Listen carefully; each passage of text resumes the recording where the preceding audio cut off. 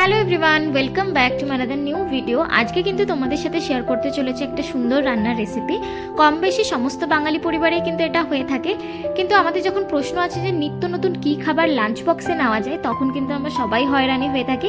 তো সেই ক্ষেত্রে কিন্তু তোমরা এই রেসিপিটা ট্রাই করতে পারো।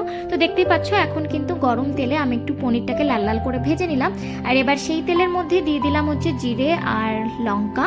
তো এটাকে অল্প ভাজা ভাজা হয়ে এলে এবার কেটে রাখা যে সবজিগুলো ছিল সেগুলো দিয়ে দিলাম, মানে পেঁয়াজ, একটু টমেটো, একটু ক্যাপসিকাম, একটু গাজর, আর এই যে একটুখানি ফুলকপি এটাও দিয়ে দিলাম।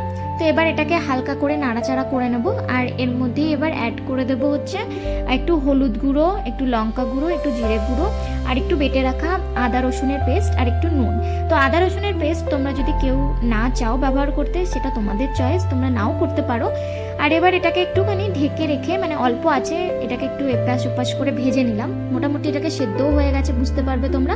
আর এরপর কিন্তু এখানে দিয়ে দিলাম হচ্ছে ভেজে রাখা যে পনিরগুলো সাইড করে রেখেছিলাম প্রথমে সেইগুলো, আর তারপর এই যে লাস্টে যেটা মার ঝরিয়ে রাখা ভাত ছিল সেটাকেও দিয়ে দিলাম।